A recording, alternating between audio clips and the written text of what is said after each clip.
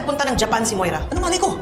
Tsaka bagong taon na. Ikaw ang aking dala sa gabing madilim. Ikaw ang bawat sana sa lahat ng hiling.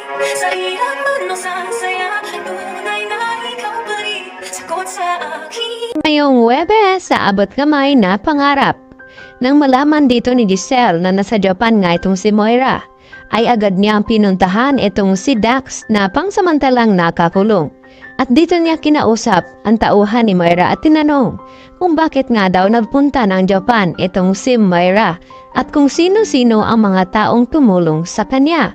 At ang sagot naman dito ni Dax na hindi daw niya alam at baguhan lang naman daw siyang tauhan dito ni Balahadja nang may ipautos nga daw itong si Moira na saktan. At dito nga na sinabi ni Dax na inutos ni Moira sa kanya na pasukin itong bahay ni Doc Carlos Benitez. At hindi lang iyon dahil marami pang sinabi itong si Dax na isa din itong si Carlos na nagpunta doon sa hideout ni Balahadja at may dalang mga medical equipment upang gamutin itong si Zoe na may tama noon sa balikat.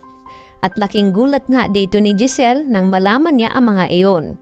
Dahil ngayon ay masisiwalat na ni Dax na itong si Zoe ay hindi pala tunay na anak dito ni RJ.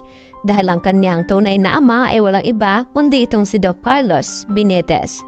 At ngayon, duda ngayon ni Dax na baka itong si Carlos ang maaaring tumulong dito nga kay Moira upang makapunta ng Japan. At dahil dito sa mga nalaman ni Giselle, agad niyang tinawagan itong si Carlos at sabihin ang kanyang mga nalalaman na itong si Moira pala ang nag-utos na pasukin at looban itong bahay noon ni Carlos at saktan itong si Lynette na ngayon nga ay dumaranas ng trauma at stress. At nagulat itong si Carlos dahil tila nagkamali nga siya ng tinulungan. Na ang taong iyon ay yun pala ay ang mastermind sa pagloob dito sa kanyang tahanan. Samantala, nagulat naman itong si Moira nang makausap itong si Zoe na narito din pala itong si Zoe at RJ sa Japan upang tugisin nga itong si Moira dahil alam na daw nila RJ at Annalyn Lynette na narito sa Japan itong si Moira dahil nakita nga ito dito ni Annalyn. At nagulat naman itong si Moira dahil mga ilang araw na lamang ay magbabago na nga itong kanyang identity at hindi na siya makilala bilang Moira.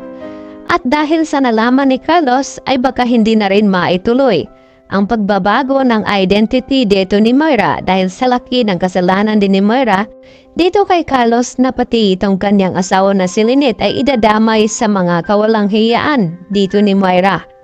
At dito naman na sinubukang ayain dito ni Annalyn itong si Zoe na mamasyal dito sa lugar ng Fujima ay dito naman na tumanggi itong si Zoe dahil masamang araw itong kanyang pakiramdam.